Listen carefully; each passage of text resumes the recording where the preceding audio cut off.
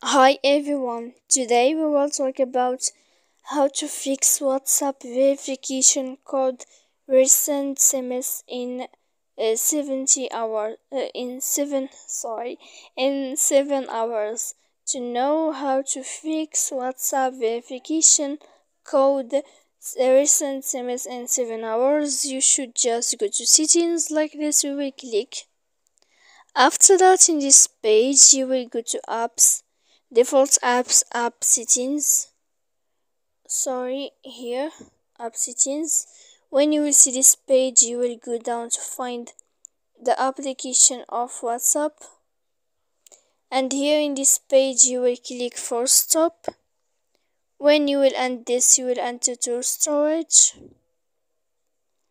After that, in this page you will click clear cache, and then you will go to clear data, and after that you can turn off your phone. So please don't forget to support us by like and subscribe. See you next time.